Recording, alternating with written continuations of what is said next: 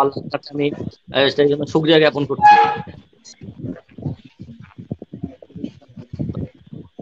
Kilogram mobile নন। Hello আসলাম বুরহানুদ্দিন, আপনার voice মনে হয় আমি আসছে না। আচ্ছা, আমি পজিটিভটাই তাহলে দিয়েছি। একটু আমি আচ্ছা, একটু নেটওয়ার্কের প্রবলেম করছে মনে হয়। আমি আমি আমি সৈয়দ ইমাম বাকের কাছে চলে যাচ্ছি, আপনার কাছে। একই প্রশ্নটা যদি আপনার কাছে রাখি, যে এই কঠিন পরিস্থিতিতে এবং আপনি এবং আপনার পরিবার কেমন আছেন? আলহামদুলিল্লাহ, পরম করুণাময় আল্লাহ রাব্বুল আলামিনের দোয়ায় ভালোই আছি। পরিবারের সবাইও আলহামদুলিল্লাহ ভালো আছে। বেশ কিছুদিন আগ পর্যন্ত আমার এলাকার অবস্থাও ভালো ছিল, মাগুরা। বাট বেশ কিছুদিন ধরে আক্রান্তের পরিমাণ দিন দিন বাড়ছে এবং আতঙ্কও বাড়ছে। আর সবাই তো আর ঘরে বসে থাকা সম্ভব হচ্ছে না। কষ্ট লাগছে যে যেখানে রাজনীতি করে আমার পরিচয়, সেই চট্টগ্রাম থেকে অনেক দূরে আছি। নিজের বাড়ি মাগুরাতে আছি, আবার হুট করে চাইলেও যেতে পারছি না, কারণ গেলেও আহ ঠিকভাবে চলাচল করতে পারবো না। এসে আবার আইসোলেশনে থাকতে হবে। তো উপরওয়ালার অশেষ রহমতে আছি, আলহামদুলিল্লাহ। ধন্যবাদ। আমি একটু রাউন্ড করব, আমি সবার কাছে একই প্রশ্নটা রাখবো। আমি চট্টগ্রাম বিশ্ববিদ্যালয় ছাত্রলীগের সম্মানিত সভাপতি জনাব রেজাউল হক রুবেল আপনার কাছে প্রশ্ন রাখছি। এই প্রশ্নটা, আপনি এবং আপনার পরিবার কেমন আছেন?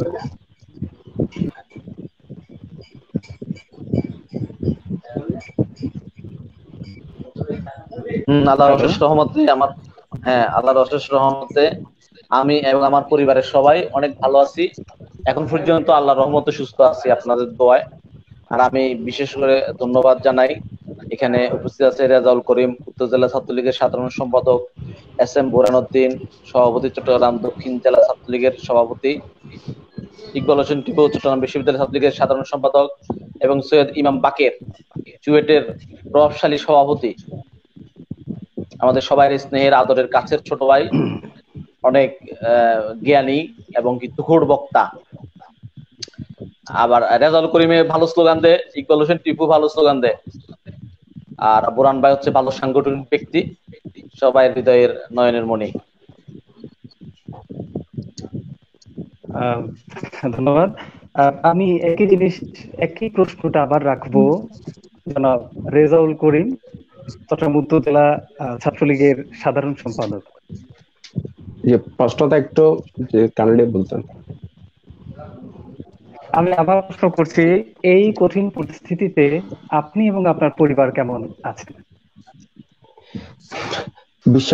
বিশ্বব্যাপী এই করোনা ভাইরাসের যখন আমাদের বিশ্বের পরিস্থিতি যখন থমথমে, বাংলাদেশেও করোনা ভাইরাসের হানা যখন পড়ছে, আমরা আসলে এখন আমি আমার পরিবার আল্লাহর রহমতে মোটামুটি সুস্থ আছি, ভালো আছি। কিন্তু আমরা নিরাপদ স্বাস্থ্যবিধি মেনে নিজের ঘরের মধ্যে আবদ্ধ না থেকে আমরা মানুষের জন্য কাজ করে যাচ্ছি এবং মানুষের দুর্গরায় মানুষের পাশে থাকার জন্য কাজ করে যাচ্ছি। যেহেতু আমরা ছাত্র রাজনীতি, সেহেতু আমরা মানুষের পাশে দাঁড়ানো আমাদের নৈতিক দায়িত্ব বলে আমরা মনে করি। ধন্যবাদ আজকে এই প্রত্যয় টিভির একটা সুন্দর লাইভ অনুষ্ঠান আয়োজন করার জন্য আপনাকে এবং যারা উপস্থিত আছেন আমাদের শ্রদ্ধাভাজন নেতৃবৃন্দ যারা আছেন, আমার ইউনিভার্সিটি ছাত্রলীগের সভাপতি, সাধারণ সম্পাদক, দক্ষিণ জেলা ছাত্রলীগের সভাপতি এবং চুয়েট ছাত্রলীগের সভাপতি, সবাইকে জানাচ্ছি আমার পক্ষ থেকে ধন্যবাদ এবং কৃতজ্ঞতা। আজকে এই সুন্দর আয়োজনে আমরা সবাই আপনাদের টাইমটা দিয়েছেন সেজন্য ধন্যবাদ। আমি একই প্রশ্নটা রাখবো জনাব ইকবাল হোসেন টিপু, চট্টগ্রাম বিশ্ববিদ্যালয় ছাত্রলীগের সাধারণ সম্পাদক। ধন্যবাদ প্রত্যয় টিভি পরিবারকে এই করোনা দুর্যোগকালীন সময়ে এই ধরনের একটা প্রোগ্রাম আয়োজন করার জন্য। আর এখানে যারা উপস্থিত সকলেই আমাদের পরিচিত মুখ। আমার প্রেসিডেন্ট রুবেল ভাই ওনাদের সম্পর্কে বলেছেন, আমি বাড়তি কথায় যাব না, সবাই চিনেন, ওনারা বিভিন্ন ইউনিটের দায়িত্বে আছেন। আর এই দুর্যোগে আমি এখনো সুস্থ আছি, আমার পরিবারও সুস্থ আছে। আমি ক্যাম্পাসে অবস্থান করছি, আমার পরিবার শহরে আছে, মাঝে মধ্যে কথাবার্তা হয়, দেখা সাক্ষাৎ একটু কম হচ্ছে আর কি। তো আশা করি পৃথিবী আবার আগের জায়গায় যখন ফিরে আসবে, আমরা সুস্থ হয়ে থাকবো, তখন সকলের সাথে সকলের একটা দেখা সাক্ষাৎ এবং মিলন মেলাটা অব্যাহত থাকবে। ধন্যবাদ ইকবাল হোসেন টিপু। আমি বোরহান ভাইয়ের কাছে চলে যাচ্ছি যে বোরহান ভাই বা বোরহান উদ্দিন এস এম বোরহান, আপনার কাছে যদি একটা প্রশ্ন করি যে আপনার দক্ষিণ জেলার করোনা ভাইরাসের বর্তমান সার্বিক পরিস্থিতিটা যদি আপনি আমাদের একটু বলতেন।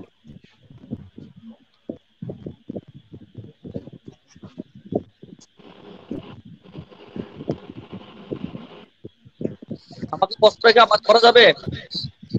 অবশ্যই আবার করা যাবে। আমি আবারও প্রশ্নটা করছি যে আপনার দক্ষিণ জেলার করোনা ভাইরাসের বর্তমান সার্বিক পরিস্থিতি নিয়ে জানতে চাইছি। আসলে একজন এলাকায় আছে যে বর্তমান সংক্রমিত হওয়ার দিক থেকে অনেকাংশে নারায়ণগঞ্জের আগে এভাবে আসলে আমাদের বোয়ালখালী, বিশেষ করে আমি আমার যে দক্ষিণের সবটা সবচেয়ে বেশি সংক্রমিত হয়েছে সেটা হচ্ছে বোয়ালখালী উপজেলা, আমার নিজের এলাকা। এখানে প্রায় 250-র উপরে ইতিমধ্যে আমার পাশের উপজেলা, তারপর চন্দনাইশ, লোহাগাড়া, অর্থাৎ দক্ষিণ চট্টগ্রাম অবস্থা এক অর্থে ভালো না। বেশিরভাগ এলাকার আসলে সার্বিক পরিস্থিতি বলতে গেলে খুবই ভয়াবহ। প্রশাসন চেষ্টা করছে মানুষকে ধরে রেখে কিভাবে সচেতন করার মাধ্যমে কোভিড-19 কিভাবে কমানো যায়। আমরাও চেষ্টা করছি, আমরা সংগঠনের পক্ষ থেকে বিভিন্ন সচেতনামূলক কার্যক্রম চালিয়ে যাচ্ছি যাতে এই করোনা ভাইরাস থেকে মানুষকে দূরে রাখা যায়। আসলে এক কথায় বলতে গেলে দক্ষিণ চট্টগ্রামের করোনা পরিস্থিতি যে সংক্রমিত দিন দিন হার বেড়ে যাচ্ছে। আজকে মনে হয় কিছুটা কম ছিল, এতদিন ধরে অনেক বেশি ছিল। আমি দোয়া করছি মহান আল্লাহর দরবারে আমাদের লোকজন যেন সব নিরাপদে থাকে, শুধু চট্টগ্রামের দক্ষিণ নয়, সারা বাংলাদেশের মানুষজন যেন এই কোভিড-19 থেকে নিরাপদ থাকে। ধন্যবাদ গ্যাস। অসংখ্য ধন্যবাদ। আমি সৈয়দ ইমাম বাকের আপনার কাছে প্রশ্ন রাখতে যাচ্ছি। সর্বপ্রথম আমি আপনার কাছে প্রশ্ন রাখবো আপনার চুয়েট বিশ্ববিদ্যালয়ের কিংবা আপনার বিশ্ববিদ্যালয়ের সার্বিক পরিস্থিতি আমাদের একটু সংক্ষেপে যদি বলতেন, বা আপনি ক্যাম্পাসে আছেন কিনা। আচ্ছা, না, ক্যাম্পাস তো সারা বাংলাদেশেই করোনা ভাইরাস সংক্রমণের সাথে সাথে সারা বাংলাদেশে সকল বিশ্ববিদ্যালয় বন্ধ এবং হল ভ্যাকেন্ট ঘোষণা করা হয়েছে। এই কারণে আমরা বিশ্ববিদ্যালয়গুলোতে নাই।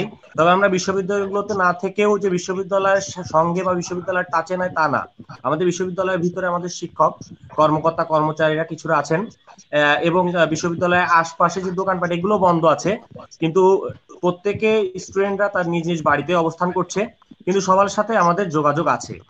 আমরা চেষ্টা করছি প্রতিনিয়ত সবার সাথে যোগাযোগ করার, প্রত্যেকের ফ্যামিলির খোঁজ খবর নেওয়ার, যাদের ফ্যামিলির অবস্থা একটু খারাপ, যারা আর্থিকভাবে একটু দুর্বল, তাদেরকে সহযোগিতা করার চেষ্টা করছি। আমাদের সিনিয়ররা ইতিমধ্যেই ফান্ড কালেক্ট করেছে, আমাদের স্যাররা এই ব্যাপারে সহযোগিতা করছে, আমরা ছাত্রলীগ এই ব্যাপারে সহযোগিতা করছি, চেষ্টা করছি যেভাবেই হোক মানুষের পাশে দাঁড়ানোর জন্য।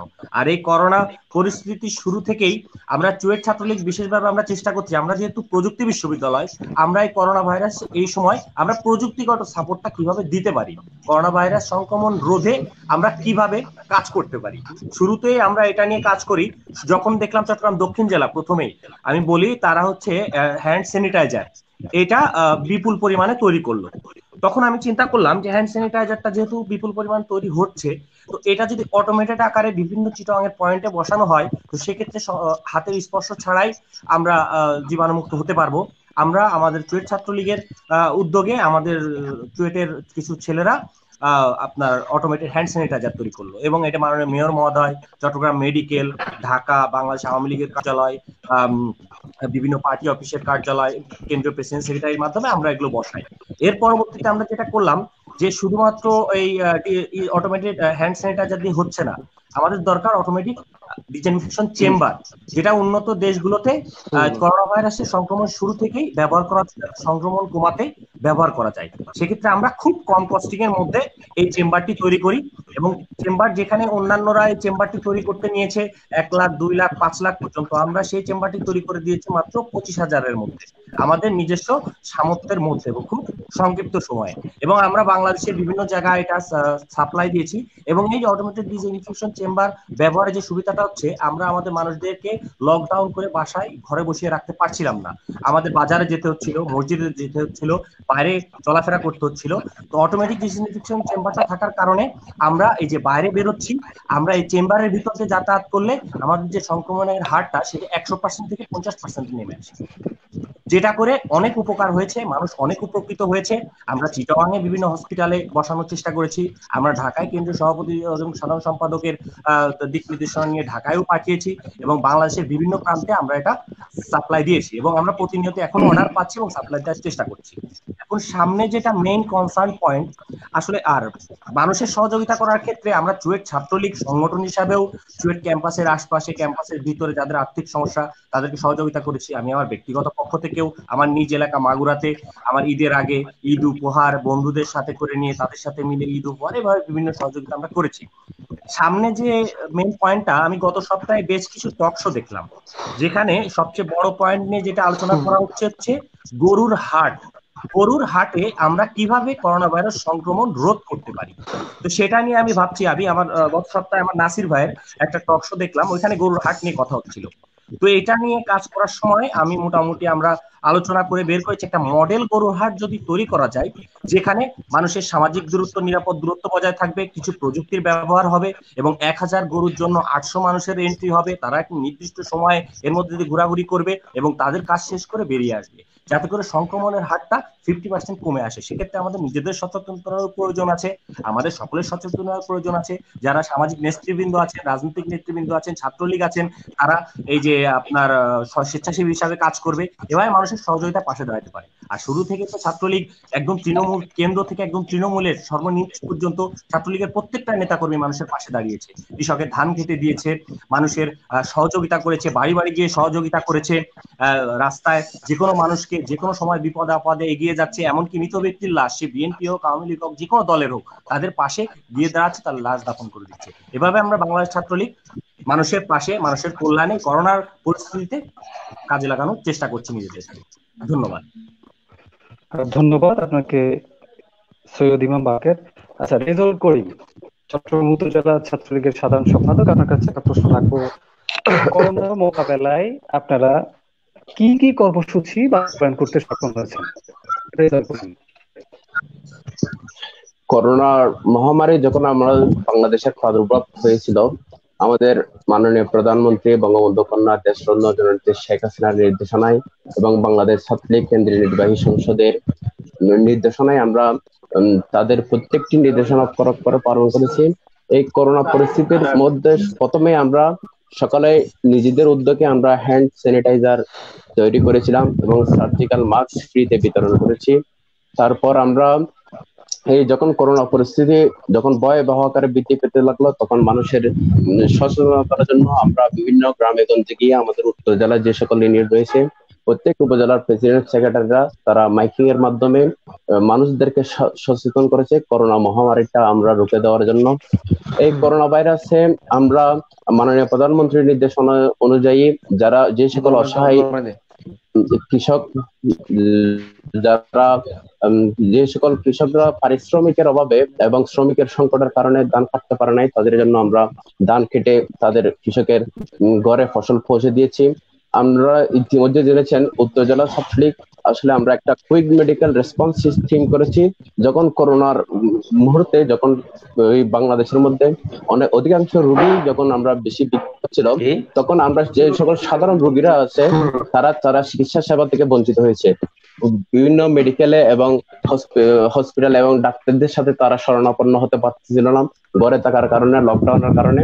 সেজন্য আমরা চিন্তা করেছিলাম ডাক্তারদের সাথে অল টাইম যোগাযোগ করার জন্য মেসেঞ্জার, হোয়াটসঅ্যাপ বা মোবাইল ফোনের মাধ্যমে আমরা একটা কুইক মেডিকেল রেসপন্স টিম করেছি চট্টগ্রাম উত্তর জেলা ছাত্রলীগের উদ্যোগে। সেই আমাদের অনেক অভিজ্ঞ এমবিবিএস ডাক্তার সহ অনেকজন ডাক্তারদেরকে নিয়ে সংগঠিত করে আমরা এই মেডিকেল রেসপন্স টিম করেছি। এবং শুধু চট্টগ্রাম নয়, চট্টগ্রামের বাইরের থেকেও যারা এই মেডিকেল রেসপন্স টিমের মাধ্যমে বিভিন্ন জায়গায়, খাগড়াছড়ি, বান্দরবন থেকে শুরু করে বিভিন্ন জায়গায় এই আমাদের এই মেডিকেল টিমের মাধ্যমে তাদের স্বাস্থ্য সেবাটা নিশ্চিত করতে পেরেছে। যেমন সাধারণ সর্দি কাশির জন্য তারা মনে করছিল করোনা হয়েছে, এই পরিস্থিতিতে ডাক্তারদের সাথে তারা শরণাপন্ন হতে পারতো না, লকডাউনের কারণে ঘরে থাকতে হতো। সেজন্য আমরা চিন্তা করেছিলাম একটা কুইক রেসপন্স মেডিকেল টিম গঠন করে আমরা মানুষের পাশে দাঁড়াবো। তারপর আমরা যখন দেখছি মৃত ব্যক্তির করোনা উপসর্গ নিয়ে মৃত্যু হওয়া যেসব মানুষ লাশ ফেলে চলে গিয়েছিল, সীতাকুণ্ডতে হয়েছে এবং রাউজানও হয়েছে অনেক জায়গায়, কিন্তু আমাদের ছাত্রলীগের ছেলেরা, উপজেলা ছাত্রলীগের নেতৃবৃন্দ এবং জেলা ছাত্রলীগের সমন্বয়ে আমরা তাদেরকে কবরস্থে সাহায্য করার জন্য আমরা কাজ করে গেছি। আমরা ছাত্রলীগের উদ্যোগে আমরা এই সকল পদক্ষেপগুলো নিয়েছি এবং পরিবেশের করোনা পরিস্থিতি আমরা নিজেরা ঘরের মধ্যে না থেকে আমরা নিজেদের স্বাস্থ্যবিধি মেনে নিজেদের নিরাপত্তার ঝুঁকি নিয়ে আমরা মানুষের কাছে গিয়ে কাজ করেছি এবং পরিবেশের ভারসাম্য রক্ষায় মাননীয় প্রধানমন্ত্রীর নির্দেশনা অনুযায়ী বৃক্ষরোপণ কর্মসূচি আমাদের মধ্যে চলমান আছে এবং সামনে মাননীয় প্রধানমন্ত্রীর নির্দেশনা এবং সরকারের নির্দেশনা অনুযায়ী আমরা কাজ করে যাবো এই আশাবাদ ব্যক্ত করছি। ধন্যবাদ রেজাউল করিম। আমি রেজাউল হক রুবেল, চট্টগ্রাম বিশ্ববিদ্যালয় ছাত্রলীগের সভাপতি, আপনার কাছে চলে যাচ্ছে। বোরহানউদ্দিন উনি মনে হয় আমাদের সাথে সংযুক্ত নেই। আচ্ছা, রেজাউল হক রুবেল, আপনার কাছে প্রশ্ন ছিল যে চট্টগ্রামে 1 জুন থেকে সবকিছু উন্মুক্ত করে দেওয়া হয়েছে, অথচ যেখানে ভাইরাসটির সংক্রমণের হার ঊর্ধ্বমুখী, তারপরেও কেন চট্টগ্রামের প্রতি বিমানটা সুলভ আচরণ করা হচ্ছে? তাহলে আমরা কি একজন বলিষ্ঠ নেতার অভাব বোধ করছি, কিংবা একজন মহিউদ্দিন চৌধুরীর অভাব বোধ করছি কিনা? প্রশ্নটা আবার করো। জি, চট্টগ্রামে 1 জুন থেকে সবকিছু উন্মুক্ত করে দেওয়া হয়েছে, অথচ যেখানে ভাইরাসটির সংক্রমণের হার ঊর্ধ্বমুখী, তারপরও কেন চট্টগ্রামের প্রতি বিমাতা সুলভ আচরণ করা হচ্ছে? তাহলে কি আমরা একজন বলিষ্ঠ নেতার অভাব বোধ করছি?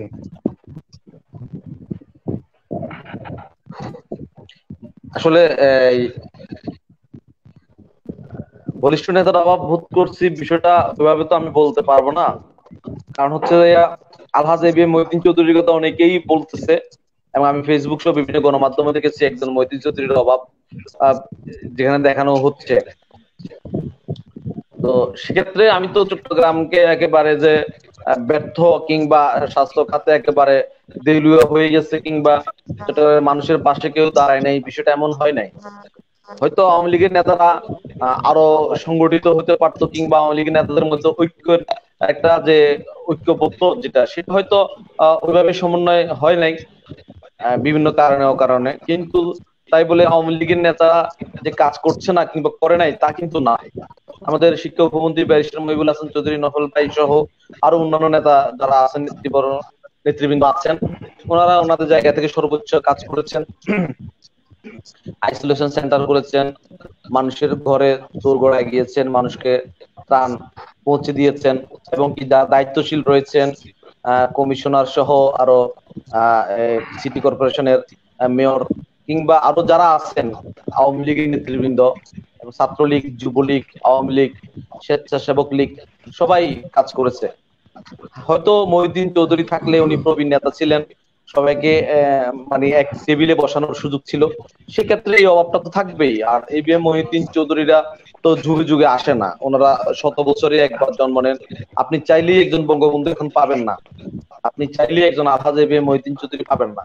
তাই বলে যে পৃথিবী থেমে যাবে কিংবা চট্টগ্রাম কিংবা চট্টলার উন্নয়ন থেমে যাবে কিংবা চট্টলার সুখ দুঃখে মানুষের পাশে দাঁড়াবে না এমন ব্যক্তি হবে না, তা কিন্তু নয়। সেক্ষেত্রে আমাদের নবীন নেতা মানে কি বলে ব্যারিস্টার মহিবুল হাসান চৌধুরী নফেল ভাই, দেশরত্ন শেখ হাসিনার অত্যন্ত আস্থাভাজন এবং কি আমাদের প্রয়াত নেতা আলহাজ এবিএম মহিউদ্দিন চৌধুরীর সুযোগ্য সন্তান, উনি ওনার জায়গা থেকে উনি ঢাকা চট্টগ্রাম দৌড়াদৌড়ি করছেন। আপনারাও জানেন ওনার মা এবং ছোট ভাই যিনি আক্রান্ত হয়েছেন, তার মধ্য থেকে উনি কিন্তু চট্টগ্রামে এসে ওনার বোনের বাড়িতে থেকে উনি কাজ করে যাচ্ছেন এই চট্টগ্রামের মানুষের জন্য। আইসোলেশন সেন্টার সহ মেডিকেল ইকুইপমেন্টের ক্ষেত্রে কিংবা মেডিকেল ডাক্তাররা যাতে রোগীদেরকে অবহেলা না করে কিংবা মেডিকেল ডাক্তাররা যাতে রোগীদেরকে ভর্তি নেয় সেজন্য উনি কাজ করেছেন। বারবার বিভিন্ন ফেসবুক সহ গণমাধ্যমে উনি আহ্বান করেছেন এবং পরবর্তীতে উনি কিন্তু হুঁশিয়ারিও উচ্চারণ করেছেন যাতে করে ডাক্তাররা যদি এই ধরনের কোনো কর্মকাণ্ড করে থাকে তাদের বিরুদ্ধে শাস্তিমূলক ব্যবস্থা নেওয়ার জন্য কর্তৃপক্ষের কাছে উনি আপিল করেছেন। তো আমি মনে হয় না এখানে কোনো অভাব যে বিশাল আকারে ধারণ করছে সেটা না, যে বাংলাদেশ আওয়ামী লীগের নেতৃত্বে দেশতত্ত্ব শেখ হাসিনার যারা অনুসারী কিংবা দেশতত্ত্ব শেখ হাসিনার সৈনিক যারা, তারা তাদের জায়গা থেকে সর্বোচ্চ পরিমাণ কাজ করেছেন। এবং কি চট্টগ্রামে আওয়ামী লীগের বেশ কয়েকজন নেতা করোনা আক্রান্ত হয়ে মৃত্যুবরণ করেছেন এবং ছাত্রলীগের অসংখ্য নেতা কর্মী করোনা আক্রান্ত হয়েছেন। তারা অনেকে সুস্থ হয়েছেন, অনেকে সুস্থ হওয়ার পথে। ছাত্রলীগের নেতা কর্মীরা স্বাভাবিকভাবে বয়স কম হওয়ার কারণে অনেকটা রিকভার করার সুযোগ পাচ্ছেন, কিন্তু আমার আওয়ামী লীগের নেতা কর্মীরা কিন্তু অনেকেই মৃত্যুবরণ করেছেন, করোনা শহীদ যাদেরকে বলা যায়। এবং ইভেন আমাদের এটলি ভাই মৃত্যুবরণ করেছেন। ওনার ওয়াইফের সাথে গতকালকে আমার কথা হয়েছিল, খুবই করুণ কাহিনী। উনি ওনার যে গাড়ি ছিল সর্বশেষ গাড়িটুকু বিক্রি করে মানুষের মধ্যে ত্রাণ বিতরণ করেছেন। আমি শুনে অবাক হয়েছি। ওনার ওয়াইফ আমাকে বলতেছে শেষ সম্বল ছিল একটা গাড়ি, সেই গাড়িটা উনি বিক্রি করে দিয়ে ত্রাণ বিতরণ করেছেন মানুষের মাঝে। তো সেক্ষেত্রে এত অবদান এখানে একটি চক্র সুকৌশলে মিডিয়া ট্রায়ালের মাধ্যমে বেলা শেষে আওয়ামী লীগেরই বদনাম করছে, হয়তো এই নাম সেই নাম বলে, কিন্তু আলটিমেট বদনামটা তো আওয়ামী লীগেরই হচ্ছে। কিন্তু এত কাজ করার পরেও কেন বদনাম হবে? বদনাম হওয়ার কোনো সুযোগ নেই। আওয়ামী লীগের নেতাকর্মীরা কাজ করছে, যুবলীগের নেতাকর্মীরা কাজ করছে, ছাত্রলীগের নেতাকর্মীরা কাজ করছে। হ্যাঁ, এখানে প্রতিযোগিতা আছে, কম্পিটিশন আছে, কেউ বেশি করছে, কেউ কম করছে, কেউ রিস্ক বেশি নিচ্ছে, কেউ কম নিচ্ছে। এটা কিন্তু পজিটিভ কম্পিটিশন। এই পজিটিভ কম্পিটিশনটাকে আমি অবশ্যই সাধুবাদ জানাই। ইভেন আমি আমার আওয়ামী লীগের নেতা কর্মীদের প্রতি অত্যন্ত কৃতজ্ঞ। জাতির এই ক্রান্তি লগ্নে, জাতির এই দুর্দশার দিনে ওনারা ওনাদের জীবনের মায়া না ত্যাগ, জীবনের মায়া ত্যাগ করে এই সাধারণ মানুষের পাশে দাঁড়িয়েছেন। ধন্যবাদ। আমি ইকবাল হোসেন টিপুর কাছে যাচ্ছি। অনেকটা কাছাকাছি প্রশ্ন করব যে ছাত্রলীগ নিয়ে চাঁদাবাজ, টেন্ডারবাজ কিংবা অপরাজনীতির নানা অভিযোগ কিন্তু এসছে। ছাত্রলীগের উপর আনীত বিরূপ মন্তব্যের কারণ কি, কিংবা যদি প্রশ্ন করি তার সত্যতা কতটুকু জানতে চাইবো। ইকবাল হোসেন টিপু। প্রথমত বলি যে এশিয়ার সর্ববৃহত্তম সংগঠন হচ্ছে বাংলাদেশ ছাত্রলীগ। তো এত বড় বৃহত্তম একটা সংগঠন একদিনে তার হয়নি, অনেক ত্যাগ দীক্ষা লড়াই সংগ্রামের মাধ্যমে কিন্তু আজকে ছাত্রলীগ এই জায়গা এসেছে। তো এর পাশাপাশি অন্যান্য বিভিন্ন ধারার রাজনৈতিক প্রেক্ষাপটে বিভিন্ন সংগঠন তৈরি হয়েছে। তো সেই সমস্ত সংগঠনের কার্যক্রম কি বা তারা কতটুকু মানবতার সেবা করতে পারছে, কতটুকু জনগণের আস্থা অর্জন করতে পারছে, সেটা এই করোনা যুগে আবারও প্রমাণিত হয়েছে যে ছাত্রলীগের বাইরে অন্য কোনো সংগঠনের কোনো চোখে পড়া বা দেখার মতো কোনো ভূমিকা নেই। তো সেই অর্থে যদি আমি বলি, আমি মনে করবো যে এটা এক ধরনের জেলাসি আছে। আর দ্বিতীয়ত, এই দেশে যখন মুক্তিযুদ্ধ হয় সেই যুদ্ধে আমরা জানি যে পাকিস্তানি দোসরদের সাথে এই দেশের কিছু দেশীয় দোসর, আল বদর, আল শামস, আল কুদস মৌলবাদী গোষ্ঠীর কিছু নাজায়েজ ওরজাত সন্তান এখনো দেশের মাটিতে আছে, বিভিন্ন নামে বেনামে দৃশ্যমান এবং অদৃশ্যমান ভাবে। তো তারাই সবসময় চায় যে ছাত্রলীগ দেশরত্ন শেখ হাসিনার ভ্যানগার্ড হয়ে কাজ করছে। ছাত্রলীগ দেশরত্ন শেখ হাসিনার নির্দেশনা অনুসারে যত মানবিক কাজ, যত ভালো কাজ, সব কাজেই এই মানুষের সেবায় আছে। তো সেই জায়গায় অন্য কোনো সংগঠনের ভূমিকা নেই। তো তারা সবসময় ছাত্রলীগের পিছনে লেগে থাকে, ছাত্রলীগের বিরুদ্ধে অপপ্রচার করে। আর আরেকটা বিষয় বলি, অধিকাংশ ক্ষেত্রেই দেখা গেছে আমরা যারা ছাত্রলীগ করি তারা মিডিয়া ট্রায়ালের শিকার হই। আর অধিকাংশ মিডিয়ায় কোন ধরনের সাংবাদিক কাজ করে, আবার অনেকে আছে উদ্দেশ্য প্রণীত ভাবে করে, আর অনেকে আছে যে ব্যাকগ্রাউন্ড যদি চেক করতে যায় তাদের ব্যাকগ্রাউন্ডগত ওই মৌলবাদী গোষ্ঠীর বা ওই চক্রের একটা ছায়া সেখানে স্পর্শ করে আছে। তো সেই জায়গা থেকে ছাত্রলীগের বিরুদ্ধে সবসময় এই চেষ্টা চলছে এবং চেষ্টা এটা চলমান থাকবে। আর ছাত্রলীগও ওই লড়াই সংগ্রাম করতে করতে আমাদের দেহ মনোবল এত বেশি শক্ত এবং এমন একটা জায়গায় পৌঁছেছি আমরা যে কোনো ধরনের এই ধরনের ভুইফোর মন্তব্য বা কোনো ধরনের বাজে এলিগেশন দিয়ে আমাদেরকে আসলে দমানোর কোনো সুযোগ নেই। কারণ আমরা জানি আমরা সততার পথ থেকে কাজ করছি, আমরা আদর্শের পথ থেকে কাজ করছি, আমরা মুক্ত বুদ্ধি চর্চার পাশাপাশি এদেশের মানুষের উন্নয়নের জন্য কাজ করে যাচ্ছি। তো সেই অর্থে আমি বলবো যে এই ধরনের অভিযোগ অতীত এসেছে, সামনেও আসবে। আর এই জায়গা থেকে বলবো এই ধরনের অভিযোগগুলা করার পিছনেও তো একটা উদ্দেশ্য কাজ করে। সেই উদ্দেশ্য হচ্ছে যে আপনি ভালো কাজ করছেন কিন্তু আমি কোনো ভালো কাজ করতে পারছি না, বা ওই কাজ করার যোগ্যতা বা ক্ষমতা আমার নেই, কারণ আমি নাম সর্বস্ব একটা সংগঠন করি বা নাম ওয়াস্তে আছি। তো সেই জায়গায় ওই যে ফেসবুক, তারপরে বিভিন্ন সামাজিক যোগাযোগ মাধ্যমে এই ধরনের অপপ্রচারগুলো হয়।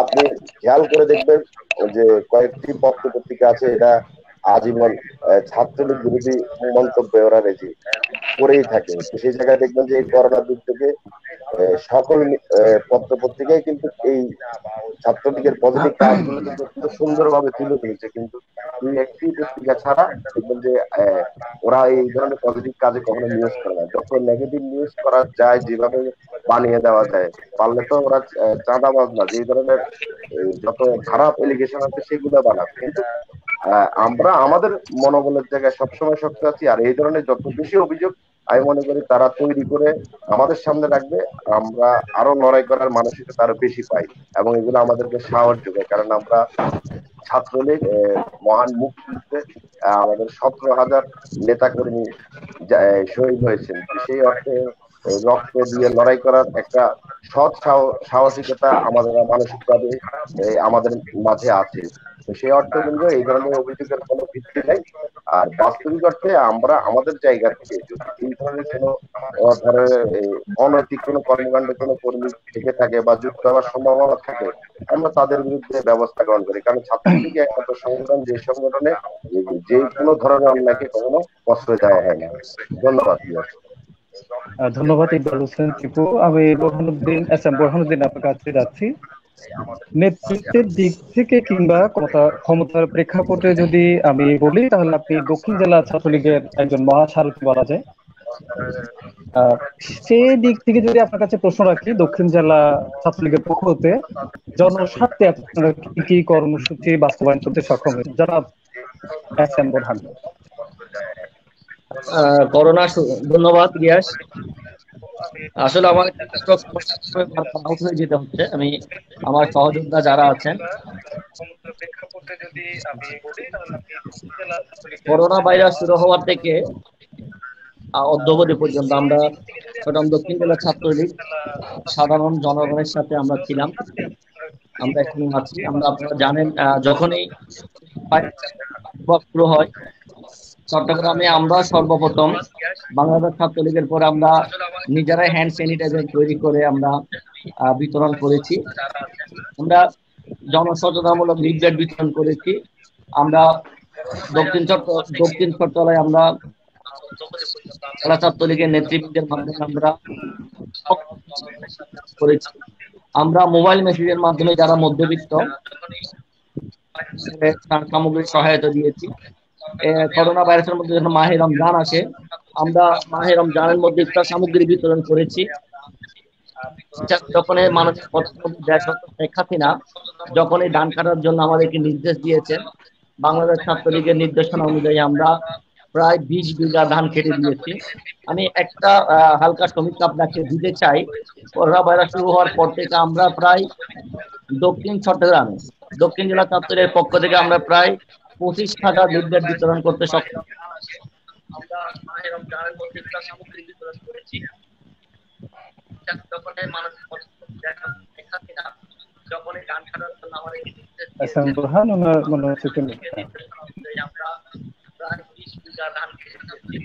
আমি একটা হালকা সমীক্ষা আপনাকে দিতে চাই। করোনা ভাইরাস শুরু হওয়ার পর থেকে আমরা প্রায় দক্ষিণ জেলা ছাত্রলীগের পক্ষ থেকে আমরা প্রায় 25,000 লিফলেট বিতরণ করতে সক্ষম। শুনতে পাচ্ছি?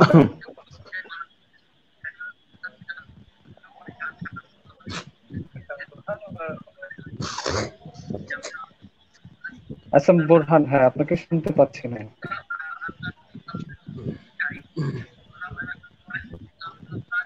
আচ্ছা, আমরা যেহেতু আমাদের বোরহানকে শোনা যাচ্ছে না, তাহলে আমরা রেজাউল করিমের কাছে যাচ্ছি। দুঃখিত, আসলে নেটওয়ার্কের কারণে হয়তো একটু সমস্যা হচ্ছে। রেজাউল করিম, চট্টগ্রামের বিভিন্ন জায়গায় বিদ্যুৎ বিল বাড়িয়ে দেওয়ার অভিযোগ রয়েছে। আপনিও জেনে থাকবেন আশা করি। যদি জেনে থাকেন, সেই সমস্যার সমাধানে চট্টগ্রাম উত্তর জেলা ছাত্রলীগের কি ভূমিকা আছে বলে মনে হচ্ছে আপনার? মানে কি ভূমিকা থাকে? নেটওয়ার্কের সমস্যার কারণে স্পষ্ট যদি আবার করতে পারেন ভালো হয়। Sure sure sure. চট্টগ্রামের বিভিন্ন জায়গায় বিদ্যুৎ বিল বাড়িয়ে দেওয়ার অভিযোগ রয়েছে, সেটি আপনারা অবগত আছেন কিনা জানি না। যদি জেনে থাকেন, সেই সমস্যা সমাধানে চট্টগ্রাম উত্তর জেলা ছাত্রলীগের কি ভূমিকা রয়েছে? যে আমরা আসলে এই বিদ্যুৎ বিলের ভিতরে যে বিদ্যুৎ বিলটা দিচ্ছে সেটা আমরা ইতিমধ্যে জেনেছি।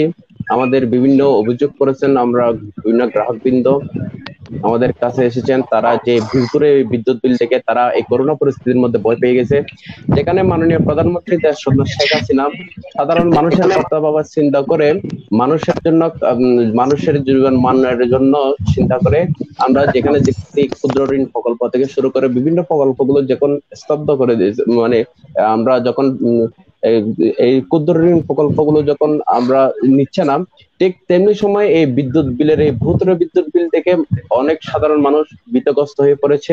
আমরা যখন যেখানে খবর পেয়েছি, আমরা সেই প্রত্যেকটা উপজেলায় ছাত্রলীগের সভাপতি সম্পাদক সহ যারা ছাত্রলীগের নেতৃবৃন্দ আছেন তাদের নির্দেশনা প্রদান করেছি যে বিদ্যুতের যে যারা ডিজিএম এবং জিএম আছে তাদের সাথে কথা বলে তাদের সাথে আলোচনা করে যে এই সমস্যাটা সমাধানের জন্য আমরা একটা পথ বের করেছি এবং তাদের সাথে কথা বলে যে রেটিং দেখে আমাদের বিদ্যুৎ বিলটা যাতে সঠিক বিদ্যুৎ বিলটা যেন ওরা প্রদান করে এবং যে বিদ্যুৎ বিল ভূতরে বিদ্যুৎ বিলটা কেটে আবার নতুন করে বিদ্যুৎ বিল সংযোজন করতেছেন, সেই কাজটা আমরা করেছি ইতিমধ্যে।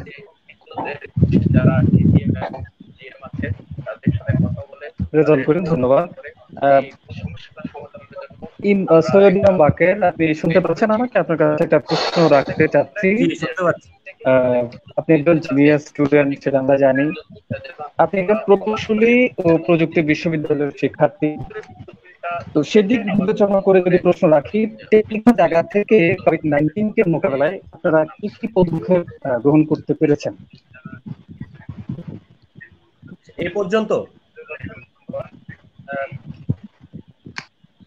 হ্যালো ইয়াস ভাই। হ্যাঁ, শুনতে পাচ্ছি। একটু আর একবার যদি প্রশ্নটা করতেন। শিওর। আপনি একজন প্রকৌশলী ও প্রযুক্তি বিশ্ববিদ্যালয়ের শিক্ষার্থী। সেদিক বিবেচনা করে যদি প্রশ্ন রাখি, টেকনিক্যাল জায়গা থেকে কোভিড-19 কে মোকাবেলায় আপনারা কি কি পদক্ষেপ গ্রহণ করতে পেরেছেন? আচ্ছা, আমি আমার বক্তব্যের শুরুতেই কিছুক্ষণ আগে কিন্তু আপনাকে এইগুলো সম্পর্কে বলেছি যে এই করোনা ভাইরাস সংক্রমণ মানে বাংলাদেশে করোনা ভাইরাস আসার পরপরই প্রথমে আমাদের মাথায় ছিল যে আমরা যেহেতু প্রযুক্তি বিশ্ববিদ্যালয়, আমাদের শিক্ষার্থী কম, তো আমরা প্রযুক্তি বিশ্ববিদ্যালয় আমাদের মেধাটাকে কাজে লাগিয়ে প্রযুক্তিগত সাপোর্টটা কিভাবে দিতে পারি যাতে করোনা ভাইরাস সংক্রমণটা অনেকাংশে কমে আসে বা আমাদের দেশে সংক্রমণটা না হয়।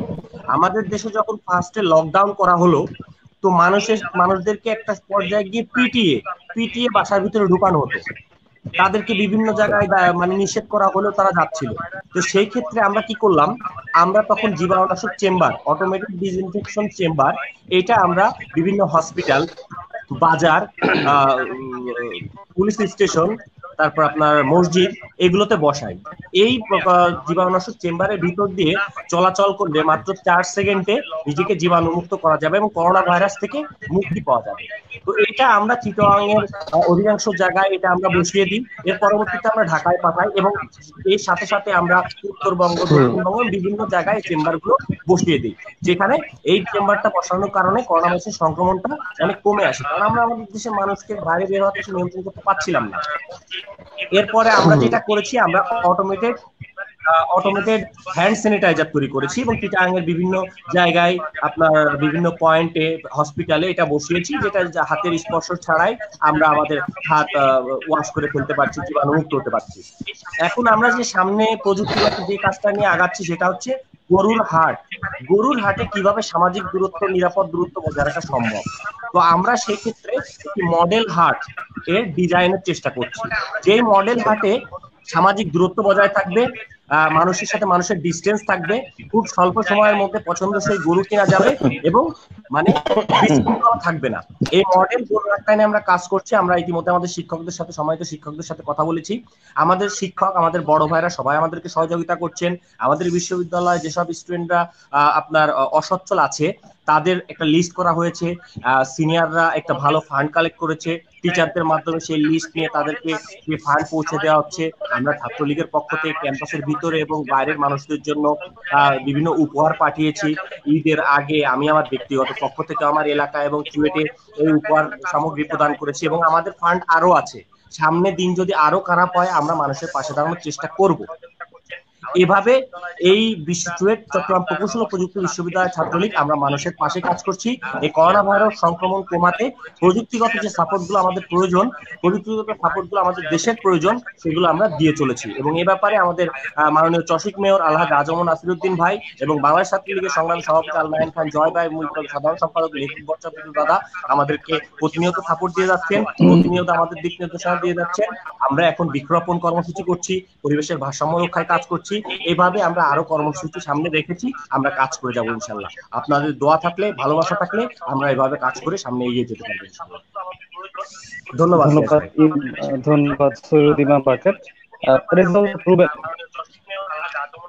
চট্টগ্রাম বিশ্ববিদ্যালয়ের ছাত্রলীগের সভাপতি রেজাউল রুবেল, আপনার কাছে একটা সাংঘর্ষিক প্রশ্ন রাখছি। আমি দুঃখিত, আমি একটু পরে করছি প্রশ্নটা, তবে তার আগে আরেকটা প্রশ্ন থেকেই যায় যে বিভিন্ন ডায়াগনস্টিক সেন্টারে ডাক্তাররা মানে 40% পাচ্ছে, তো সেটি সমাধানে কিংবা সেই সমস্যা, এটা কিন্তু বিশাল সমস্যা। এই সমস্যাটা যদি আমরা সমাধানের কথা বলি তাহলে আপনাদের কি ভূমিকা থাকতে পারে? প্রশ্নটা আবার করো, বুঝি নাই।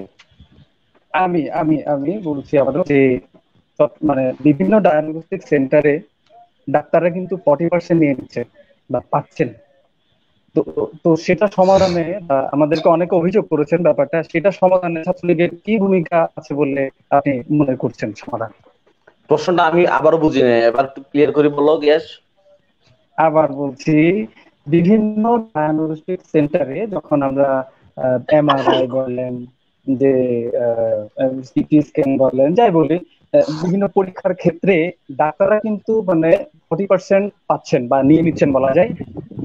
সেটা সমাধানে ছাত্রলীগের কি ভূমিকা থাকতে পারে বলে মনে হয় আপনার? হ্যাঁ, ধন্যবাদ সুন্দর প্রশ্ন করার জন্য। আসলে এই বিষয়টা আমরাও শুনি, আর আমরাও এটা ভিকটিম, যে আমরা বেশ কিছুদিন ধরেই শুনে আসছি যে ডাক্তাররা তো এই কি বলে বিভিন্ন ডায়াগনস্টিক সেন্টারের সাথে তারা আতাতপুষ্ট হয়ে যে কোনো রোগী গেলেই বিভিন্ন রকম পরীক্ষা নিরীক্ষা দিয়ে থাকে এবং তারা স্পেসিফিক ভাবে বলতে ওইখান থেকেই পরীক্ষাগুলো করাতে হবে। ঠিক আছে, তো ওই পরীক্ষাগুলো ওখানে করালে তারা একটা নির্দিষ্ট পার্সেন্টেজ পেয়ে থাকে। 40% কত পার্সেন্ট পায় সেটা আমরা জানি না, এটা পার্সেন্টেজ পেয়ে থাকে।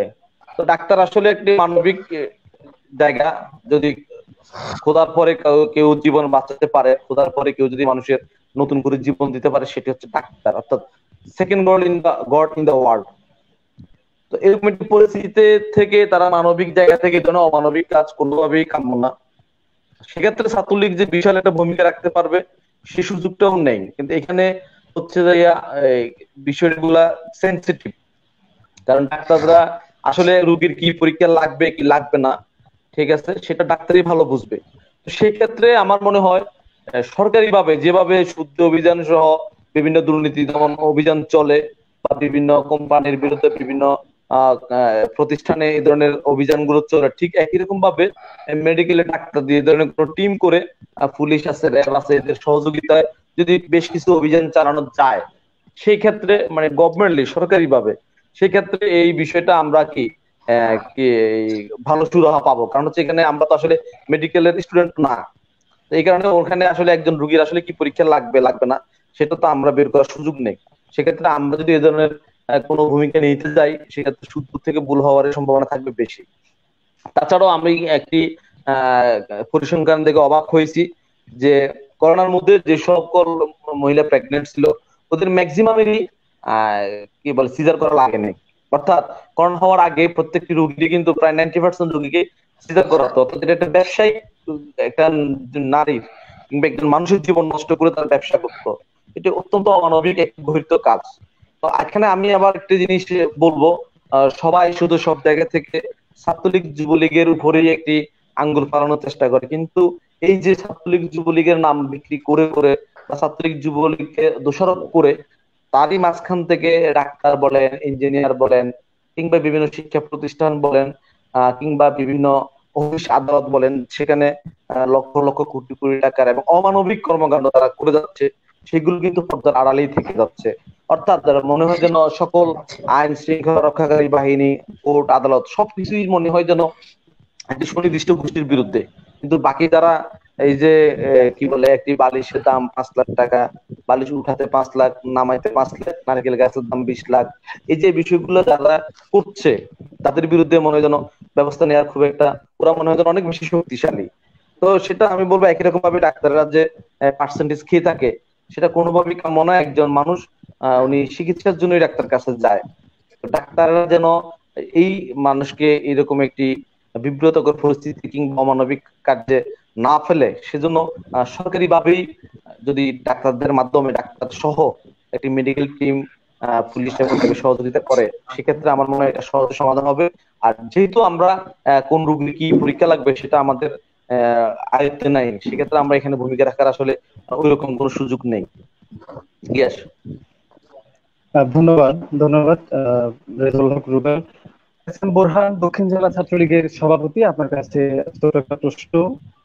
আমাদেরকে গতকালকে এবং আমাদেরকে অনেকে ফোন করে বলেছেন যে চট্টগ্রামের চিকিৎসা সেবার যে বেহাল দশা, সেই সমস্যা থেকে উত্তরণের উপায়টা কি এবং ছাত্রলীগের কি ভূমিকা থাকতে পারে বলে আপনি মনে করছেন? হাসান বোরহান। ও, আমরা অত্যন্ত দুঃখিত, হাসান বোরহান আমাদের মাঝে আমাদের সাথে যুক্ত নেই। হাসান বোরহান আমাদের সাথে যুক্ত নেই।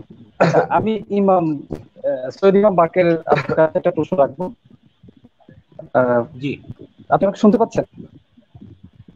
জি শুনতে পাচ্ছি।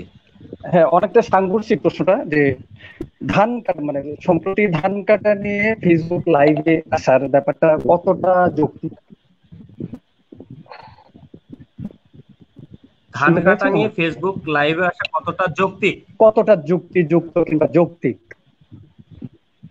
আচ্ছা, এখন ধান কেটে এই যে ছবি তুলে ফেসবুকে দেওয়া বা এই যে লাইভে আসা, এই জিনিসটাকে আমরা যদি আমাদের মতো করে দেখি, এটা আপনি অনুপ্রেরণা হিসাবে দেখতে পারেন যে আমি ধান কাটছি, আমি অনুপ্রেরণা দিচ্ছি আরো 5 জন ধান কাটুন।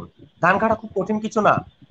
যদি 5 জনের মধ্যে অনুপ্রাণিত হয়ে 2 জন কৃষকও যদি 2 জন ছেলেও যদি 2 জন কৃষকের ধান কেটে দেয়, সেটাই আমাদের সফলতা। ফেসবুকটা কি সামাজিক যোগাযোগ মাধ্যম, সামাজিক যোগাযোগ মাধ্যমে আমরা প্রতিনিয়ত যাই করছি না কেন সেটা আমরা আপডেট থাকি। তো এখানে আমি নেগেটিভ কিছু দেখছি না। এটা আপনার দৃষ্টিভঙ্গির উপর নির্ভর করছে, এটা মিডিয়ার দৃষ্টিভঙ্গির উপর নির্ভর করছে, সাধারণ মানুষের দৃষ্টিভঙ্গির উপর নির্ভর করছে। আমি এটাকে অবশ্যই খুব পজিটিভলি দেখি এবং অনুপ্রাণের জায়গা থেকে দেখি, এবং মানুষ আসলে অনুপ্রাণিত হয়েছে এবং এই কৃষকের পাশে দাঁড়িয়েছে, ধান কেটে দিয়েছে। এই কারণে বারবার মাননীয় প্রধানমন্ত্রী দেশরত শেখ হাসিনা বিভিন্ন জায়গায় এমনকি সংসদেও এই ছাত্রলীগের প্রশংসা করেছেন। আশা করি আপনি আপনার প্রশ্ন। ধন্যবাদ। আমি থ্যাংক ইউ। আমি আপনার কাছে আবার আসবো। তার আগে রেজাউল করিম, চট্টগ্রাম উত্তর জেলা ছাত্রলীগের সাধারণ সম্পাদক, আপনার কাছে ছোট্ট একটা প্রশ্ন না, অভিযোগ বলা হয়, অনেকে অভিযোগ করেছেন আমাদেরকে যে আপনি শুনতে পাচ্ছেন আমাকে? রেজাউল করিম, জি জি শুনতে পাচ্ছি। হ্যালো, জি শুনতে পাচ্ছি। আমরা ওই যে আমাদের সবার স্পিকারটা অন মনে হয়, সেজন্য স্পিকার গুলো যদি অফ থাকে তাহলে কথাটা একজনের কথাটা ভালো করে। জি জি জি রেজাউল করিম, আপনার কাছে প্রশ্নটা হচ্ছে, চট্টগ্রামের বিভিন্ন জায়গায় বিদ্যুৎ বিল বাড়িয়ে দেওয়ার যে অভিযোগ রয়েছে, আমি জানি না আপনি কতটুকু জানেন সেটা সমাধানে ছাত্রলীগের ভূমিকাটা একটু জানতে চাইছিলাম।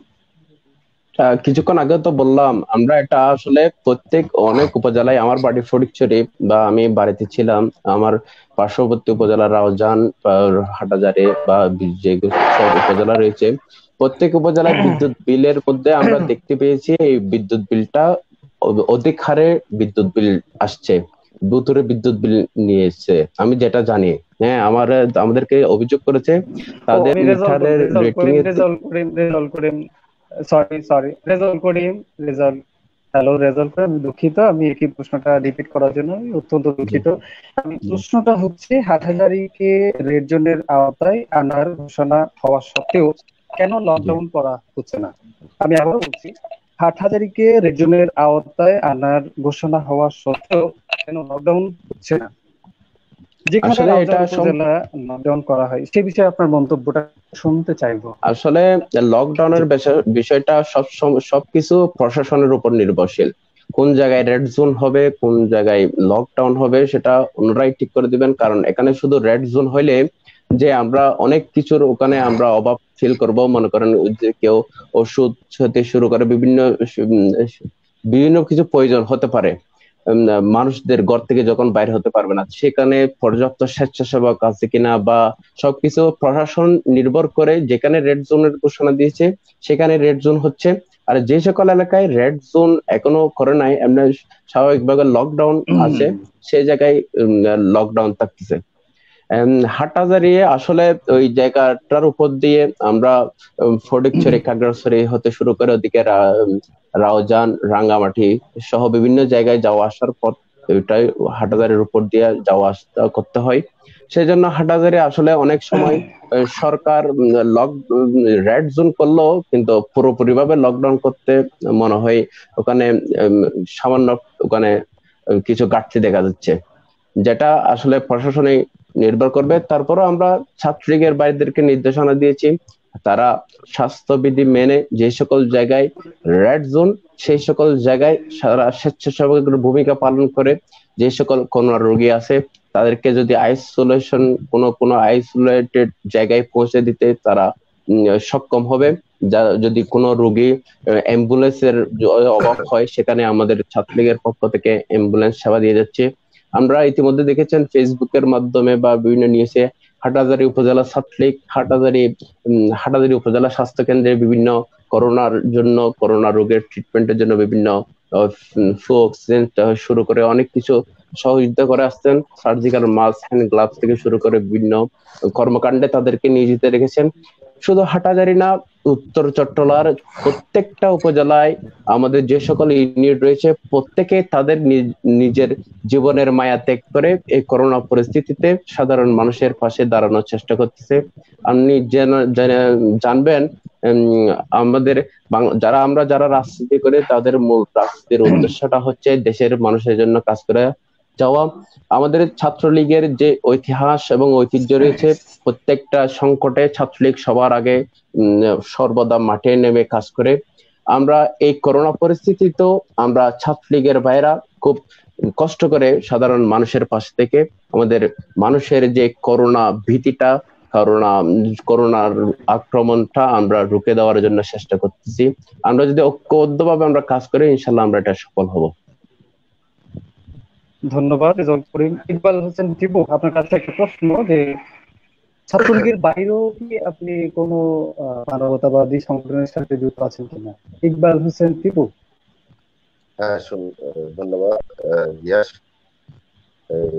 এই করোনা দুর্যোগে আমরা আমাদের বিশ্ববিদ্যালয় ছাত্রলীগের পাশাপাশি আমি সহ আমাদের কেন্দ্রীয় ছাত্রলীগের সভাপতি জহির ভাই, তারপরে শহীদুল ভাই, ইস্তিফাক ভাই সহ আমরা চারজনে মিলে একটা সংগঠন খুলি, যার নাম হচ্ছে মানুষ হতে চাই। তো সেই সংগঠনের পক্ষ থেকে আমরা এই দুর্যোগে প্রায় 6 শতাধিক পরিবারকে খাদ্য সহায়তা প্রদান করেছি, এবং সেটা শুধু চট্টগ্রামে নয়, আমরা তেঁতুলিয়া খাদ্য সামগ্রী পৌঁছে দিয়েছি, বরিশালে পৌঁছে দিয়েছি, সাতকানিয়া দিয়েছি, চট্টগ্রাম শহরেও বিভিন্ন প্রান্তে আমরা খাদ্য সহায়তা দিয়েছি। পাশাপাশি কিছু কিছু জায়গায় আমরা আর্থিক সহায়তা প্রদান করেছি। আর এই সংগঠনটা করার মূল উদ্দেশ্য হচ্ছে যে আমরা আমাদের সংগঠনের পাশাপাশি অন্য জায়গা থেকেও যদি কাজ যত বেশি করা যায়, আমরা মনে করি যে অধিক সংখ্যক মানুষের পাশে দাঁড়ানোর একটা সুযোগ তৈরি হয়। এর পাশাপাশি আমরা যখন প্রথম পর্যায়ে এই ত্রাণ সামগ্রী এবং আর্থিক সহায়তার কার্যক্রম চালাই, পাশাপাশি দেখলাম যে আমাদের সরকারের পক্ষ থেকে খাদ্য সামগ্রী এবং আর্থিক সহায়তা, তারপরে আমাদের নগরেও চট্টগ্রাম সিটি কর্পোরেশনের মাননীয় মেয়র আজমল নাসির ভাই উনি মানুষের মাঝে খাদ্য সামগ্রী, ত্রাণ সামগ্রী এবং অন্যান্য নিত্য প্রয়োজনীয় সামগ্রী পৌঁছে দিয়েছেন।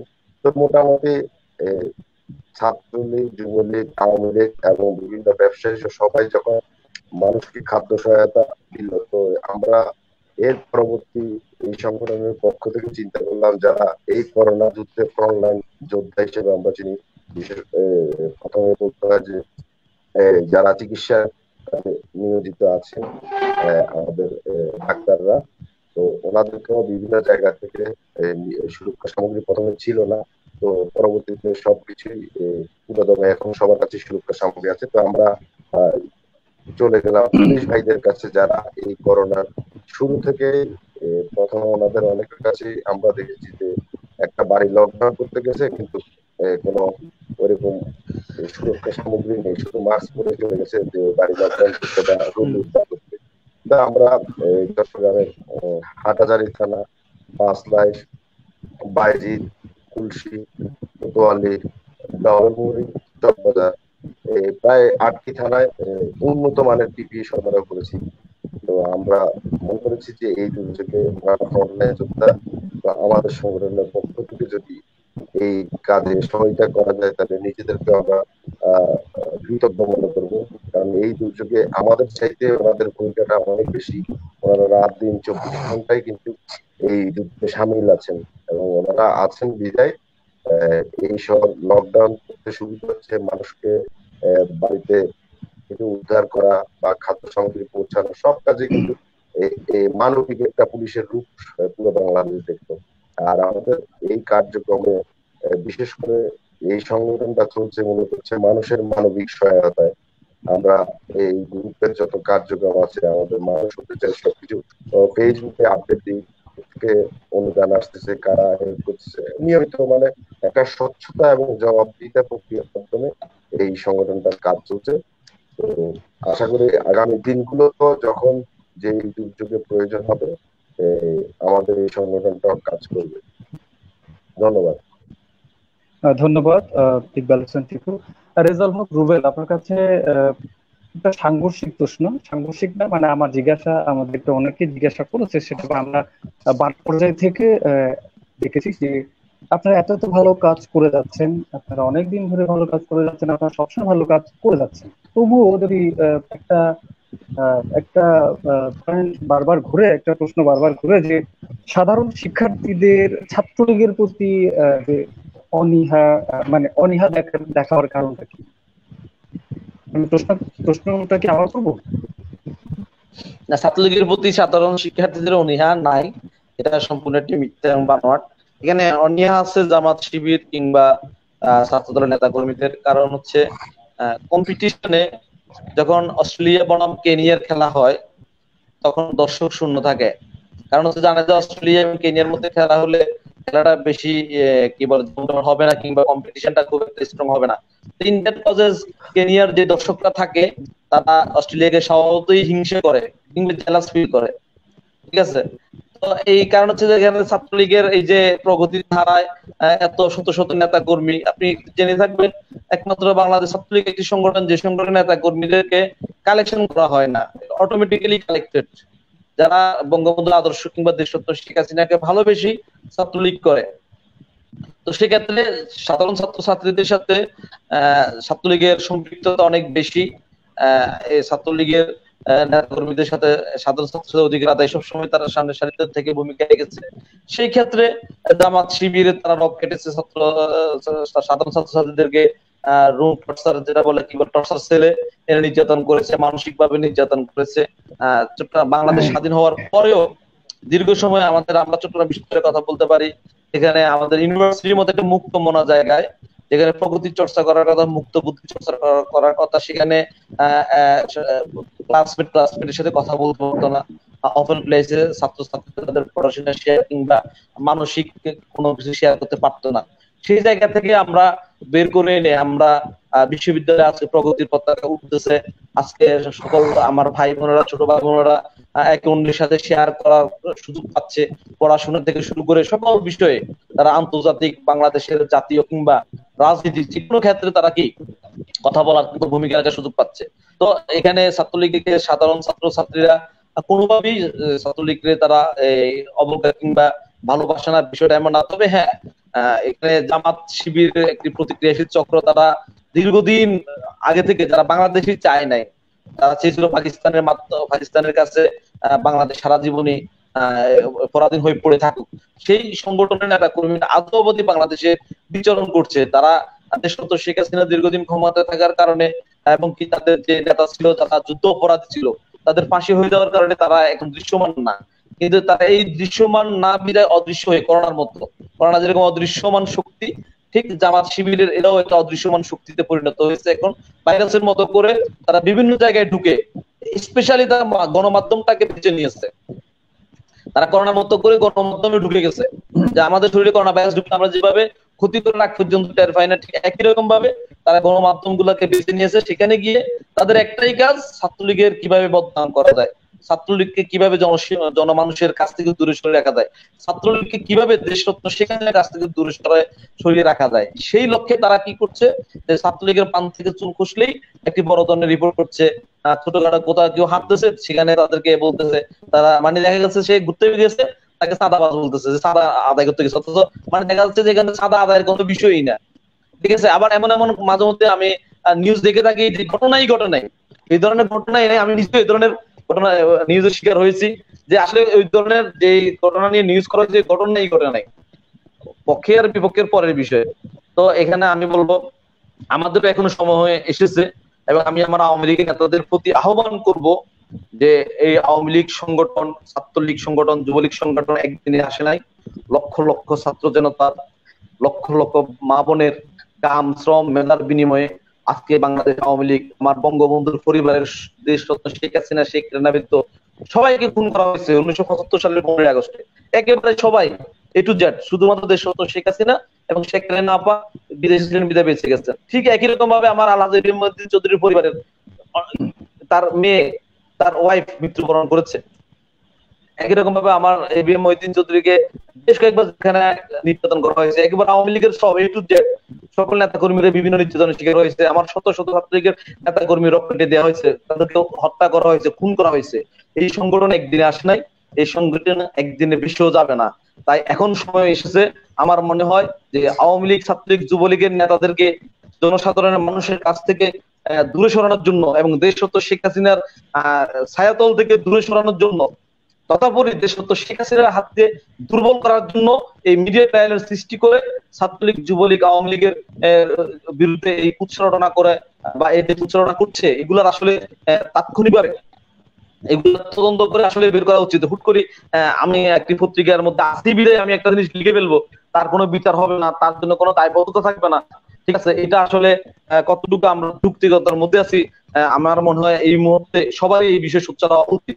যে হ্যাঁ, একটি ঘটনা ঘটলে অবশ্যই সত্য ঘটনা লিখবে, অবশ্যই অন্যায়ের বিরুদ্ধে লিখবে, কিন্তু কারো বিরুদ্ধে অন্যায়ের প্রতিবাদ, কারো বিরুদ্ধে অন্যায় ভাবে লেখা, কাউকে অন্যায় ভাবে সমাজের মধ্যে কলুষিত করা, কিংবা আমাদের সবারই কিন্তু বাবা মা ভাই বোন আছে। আমি ছাত্রলীগ করি, আমি ছাত্রলীগের সভাপতি বিদায় যে আমার বাবা মা নাই, আমার ইজ্জত সম্মান নাই, আমার পরিবার নাই, আমার যে পাড়া প্রতিবেশী নাই।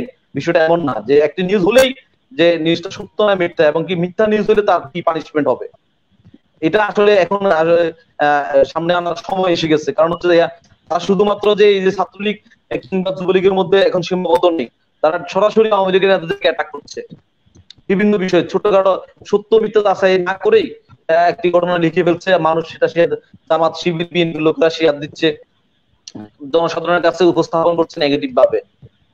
তো আমি আরেকটি ঘটনা উল্লেখ করি, চাঁদপুরে একজন চেয়ারম্যানের বিরুদ্ধে চাল চুরির অভিযোগ এনে নিউজ করছে, অথচ উনি সরাসরি লাইভে এসে বলছে উনি চাল পায় নাই, সরকারি চালটা ওনার কাছে আসেই নেই এখনো পর্যন্ত। না আসার আগে ওনাকে চাল চুর উপাধি দিয়ে দিয়েছে, আর শিবির বিএনপির নেতা কর্মীরা সেগুলো শেয়ার দিয়ে দিচ্ছে। তো এই মুহূর্তে আমার মনে হয় এই বিষয়টা লাগাম টেনে ধরার সময় এসে গেছে। কারণ হচ্ছে আমরা আরো অভিযোগ পাই, অনেকে কি বলে অর্থ নির্ভর সংবাদ পরিবেশনও করে। তো সেক্ষেত্রে আমরা যদি এভাবে চুপ থাকি, আমি আজকে হয়তো এই কথা বলছি যে আমার বিরুদ্ধে অনেকে ক্ষেপার সম্ভাবনা আছে, কিংবা আমার বিরুদ্ধে কুৎসরটনা করার সম্ভাবনা থাকে, কিন্তু সবাই যদি চুপ থাকি এভাবে, তাহলে তো আমার সংগঠনটাকে নষ্ট করে দিচ্ছে। আমার আওয়ামী লীগের নেতাদেরকে কুৎসরণা করে আওয়ামী লীগকে ধ্বংস করে দিচ্ছে, যুবলীগকে ধ্বংস করে দিচ্ছে, ছাত্রলীগকে ধ্বংস করে দিচ্ছে। সেজন্য আমি বলবো ছাত্রলীগ সবসময় জনসাধারণের সাথে আছে। এই ছাত্রলীগ সংগঠনই 17,000 নেতা কর্মীর জীবনের বিনিময়ে স্বাধীনতার যুদ্ধে জয় এনে দিয়েছে এবং 52 ভাষা আন্দোলন, 54 সাধারণ নির্বাচন, 66 6 দফা আন্দোলন, 69 গণ অভ্যুত্থান, 71 স্বাধীনতা যুদ্ধ, 2020 সালে করোনা যুদ্ধ, সকল ক্ষেত্রে ছাত্রলীগ নেতা কর্মীরা অবদান রেখেছে। লক্ষ লক্ষ ছাত্রলীগ নেতা কর্মী, দুই একটি ভুল ত্রুটি হতে পারে, দুই একজন ভুল কাজ করতে পারে, তাদের পানিশমেন্টও হচ্ছে, কিন্তু একেবারে মিডিয়া ট্রাই করে ছাত্রলীগকে সন্ত্রাসী সংগঠন, ছাত্রলীগকে সাধারণ সংগঠন, ছাত্রলীগকে দেশগত শেখ হাসিনার কাছে কুলুষিত করা কিংবা সাধারণ মানুষের কাছে কুলুষিত করা, এটা কোনোভাবে কাম্য না। আমার এই বিষয়গুলা আমি অবশ্যই আওয়ামী লীগ নেতাদেরকে আবারও অনুরোধ করছি, এই বিষয়গুলা নিয়ে এখন ভাবার সময় এসে গেছে। না হলে তারা একে একে আজকে আমাকে এটা করছে, কালকে আরেকজনকে করবে, পরশু আরেকজনকে করবে। আজকে ধরুন যে আমার সাথে কারোর সাথে গ্রুপিং আছে, তাকে নিয়ে লিখছে, আমি খুশি হচ্ছি, আগামীকালকে তো আমাকে নিয়েও লিখছে, পরশুদিন তো আমার নেতাকে নিয়ে লিখছে। তো এই বিষয়টা সামনে এনে এটার বিরুদ্ধে মানে যাতে মিথ্যা তথ্য পরিবেশন না করতে পারে কিংবা মিথ্যা সংবাদ পরিবেশন করতে না পারে, সেই বিষয়টা দেখার সময় এসে গেছে এবং দেখা উচিত আমার মনে হয়। ধন্যবাদ, অসংখ্য ধন্যবাদ আপনাকে। সৈয়দ বাকের। জি ভাই। জি, আমি আপনার কাছে আসলে প্রশ্নটা আপনাদের সবার কাছে, কিন্তু আমি প্রশ্নটা সৈয়দ ইমাম বাকের, আপনি উত্তর করলে খুশি হব। যে আসলে চট্টগ্রামে আমাদের অনেকে আমাদের কাছে অভিযোগ করেছে যে চট্টগ্রামে হচ্ছে যে চিকিৎসা সেবার বেহাল দশা, এবং সেটা আমি যে আজকে লাইভ করব তারা জানে, তারা আমাকে ফোন করেছে অনেকে যে আপনারা মানে আমাদেরকে রিকোয়েস্ট করেছে আপনাদের কাছে অভিযোগটা যাতে তারা দেয়, মানে আমরা যাতে আপনাদের কাছে অভিযোগটা দিতে পারি। সবাই হচ্ছে যে চট্টগ্রামের যে চিকিৎসা সেবার বেহাল দশা, তার সমাধানটা কি? ধন্যবাদ গিয়াস। চট্টগ্রামে এই চিকিৎসা সেবার যে বেহাল দশা, এর জন্য সবচেয়ে বড় দায়ী হচ্ছে চট্টগ্রামের গ্রুপিং রাজনীতি। এখন গ্রুপিং রাজনীতির এটার পজিটিভ সাইডটা আছে, যে পজিটিভ সাইডটাকে কাজে লাগাইতে পারলে এই করোনা পরিস্থিতিতে সবথেকে ভালো অবস্থান, চিকিৎসা ব্যবস্থা সবচেয়ে ভালো হওয়ার কথা চিটাগাংয়ে। কিন্তু এই গ্রুপিংটা এমনই একটা নোংরা রাজনীতির দিকে চলে গেছে যাতে নেতারা, আওয়ামী লীগের সিনিয়র নেতারা একতাবদ্ধ হতে পারছেন না। 10-এর লাঠি 1-এর বোঝা, একজন কিন্তু পারে না সবকিছু করে উঠতে, কিন্তু 10 জন যদি একত্রিত হয়, 10টা সাইড দেখলে কিন্তু তার পক্ষে সম্ভব মোকাবেলা করা। আমাদের সামনে কিন্তু এটাই চ্যালেঞ্জ হয়ে দাঁড়িয়েছে।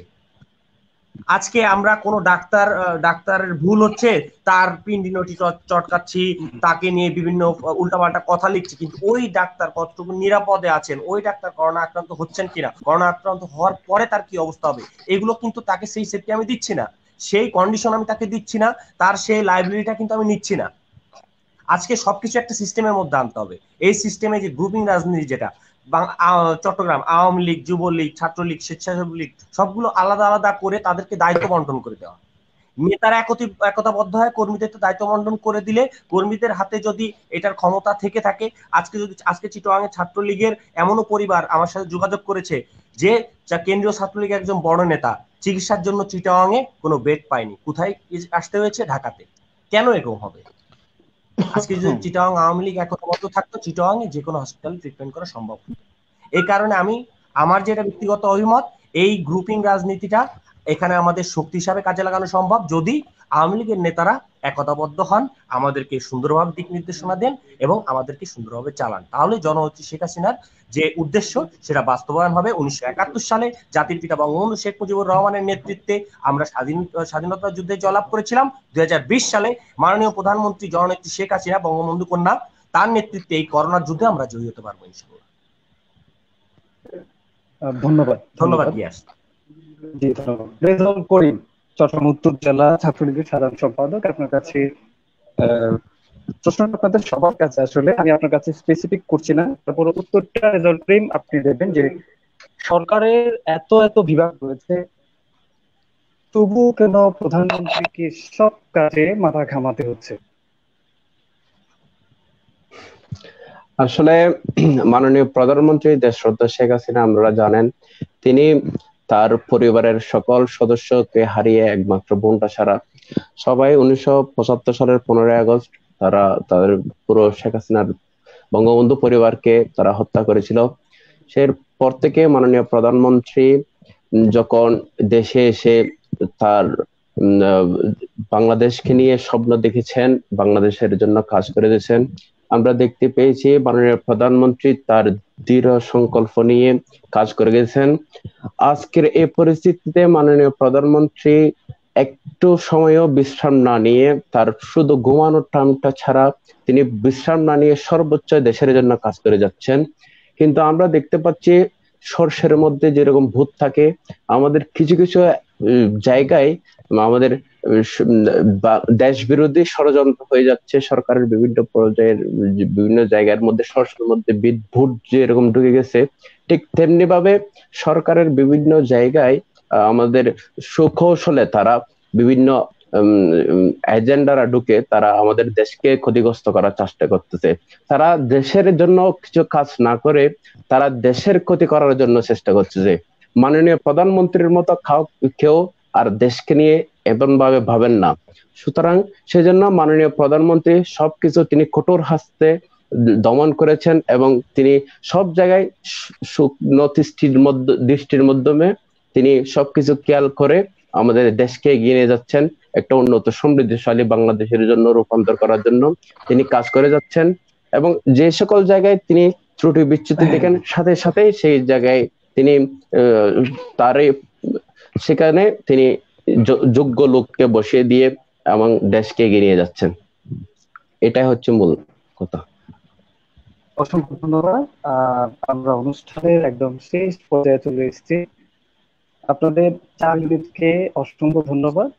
4 ইউনিটের যারা প্রতিনিধিরা আমাদের সাথে যুক্ত হয়েছেন। আমরা অত্যন্ত দুঃখের সাথে বলছি বোরহান ভাই আমাদের সাথে যুক্ত নেই। তো আপনাদের কাছে একটা আহ্বান থাকবে যে আপনারা দল, বল, জাতি, গোত্র, ধর্ম, বর্ণ নির্বিশেষে কাজ করে যাবেন। সবার আপনাদের প্রতি বাংলাদেশের যারা নাগরিক রয়েছেন সবার দৃঢ় আস্থা রয়েছে।